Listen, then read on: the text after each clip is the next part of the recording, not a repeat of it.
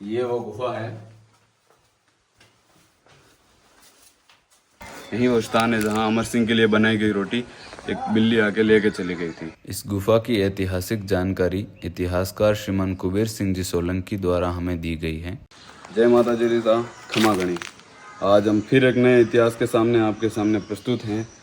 तो हम आज उस जगह पे हैं जहाँ आपने किस्सा तो सुना ही होगा वीर शिरोमणि महाराणा प्रताप का।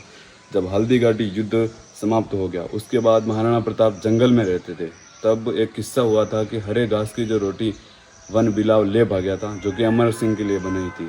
तो वो किस्सा वैसे तो काल्पनिक है, लेकिन कुछ लोगों का कहना है कि वो किस्सा असल में हुआ था। तो आज राजसमंद में गोमती के पास एक गांव है मिनक्यावास, उस स्थान पर हम खड़े हैं जहाँ वीर शिरोमणि महाराणा प्रताप ने गुफा बनाई थी और इस गुफा में वो रहते थे। और यहीं पे रह के उन्होंने दिवेर युद्ध की रणनीति बनाई थी। और यहीं से दिवेर लगभग 20-22 किलोमीटर दूर पड़ता है। तो यहाँ से उन्होंने रातों रात दिवेर की चौकी उड़ाई थी।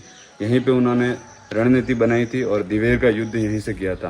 तो यहीं पे वो किस्सा ऐसा कहा जाता है स्थानीय लोगों द्वारा कि जो हरे घास की रोटी लेके भागा था वन बिलाव, वो वैसे तो काल्पनिक है लेकिन लोगों द्वारा कहा जाता है कि वो भी किस्सा इसी जगह पे हुआ था।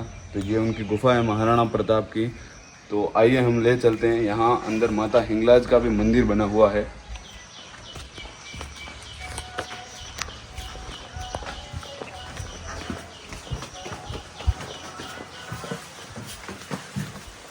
ये वो गुफा है। जय मां भवानी। माता हिंगलाज विराजमान है। जैसे मायरा की गुफा में माता हिंगलाज का मंदिर बना हुआ है, उसी तरह माता हिंगलाज का मंदिर यहाँ है। और ऐसा माना जाता है कि ये जो जोत है वो भी अखंड जोत है, जो शायद उस समय के बाद से जल रही है और चालू है। तो ये है वो गुफा, जो कि इस जगह से गुफा के अंदर का और भी रास्ता है जो उस साइड में आगे निकलता है, इस गुफा के पीछे की तरफ, जहाँ बंद कर दिया गया है उसको। तो किसी कारणवश ऐसा यहाँ साधु संत जो विराजमान है उन्होंने कहा कि यहाँ बच्चे खेलते थे, इधर उधर जाते थे, उसकी वजह से इसको बंद कर दिया है। वैसे ये गुफा अंदर नहीं, ज्यादा बड़ी नहीं, उस साइड में ही निकलती है थोड़ी सी 10-20 मीटर। तो ये है मिनक्यावास की गुफा, जिसके अंदर माँ हिंगलाज विराजमान है। और बाहर से हम बता देते हैं,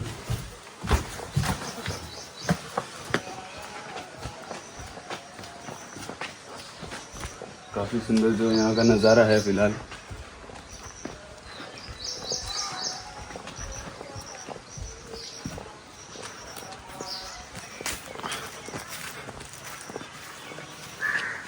यहाँ पत्थर और भी बने हुए हैं प्राकृतिक।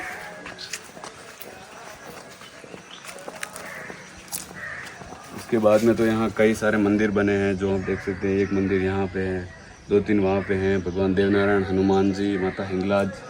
और